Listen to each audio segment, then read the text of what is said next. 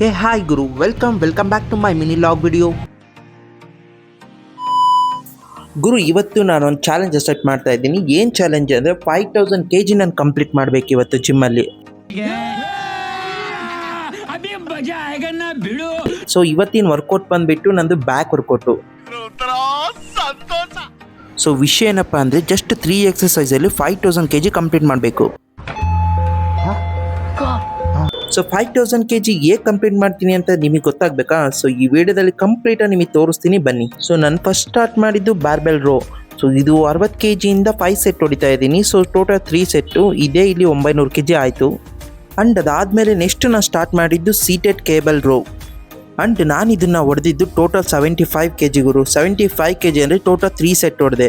3 set ಅಂದರೆ ಒಂದು ಸೆಟ್ಟಲ್ಲಿ ನಾನು 10 ಸೆಟ್ ಹೊಡಿತೀನಿ. ಅಂದರೆ ಟೋಟಲ್ ಇದ್ರ ವೆಯ್ಟ್ ಬಂದುಬಿಟ್ಟು ಸೆಟ್ಟೆಲ್ಲ ಸೇರಿ 2250 kg ಗುರು. ಜಸ್ಟ್ ಇದು ಒಂದು ವರ್ಕೌಟಲ್ಲಿ.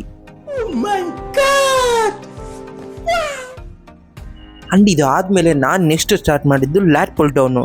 ಸೊ ಲ್ಯಾಟ್ ಪುಲ್ ಡೌನಲ್ಲಿ ಟೋಟಲ್ ನಾನು 50 kg ಹಾಕ್ಕೊಂಡಿದ್ದೆ.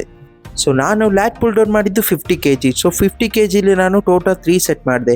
3 ಸೆಟ್ ಅಂದರೆ ಒಂದು ಸೆಟ್ಟಲ್ಲಿ 10 ಸಲ ಮಾಡಬೇಕಾಗುತ್ತೆ.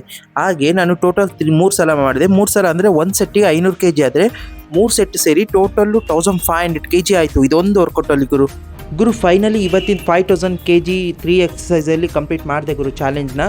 ಸೊ ಇದೇ ಥರ ಮುಂದಿನ ವೀಡಿಯೋದಲ್ಲಿ ಮತ್ತೆ ಸಿಗ್ತೀನಿ. ಇದು ನಿಮ್ಮ ಅನಿಲ್ ಲಾಗರ್ ವಿಡಿಯೋ ಆಗಿರುತ್ತೆ. ಥ್ಯಾಂಕ್ ಯು ಸೋ ಮಚ್, ಬಾಯ್. ಅಷ್ಟೇ.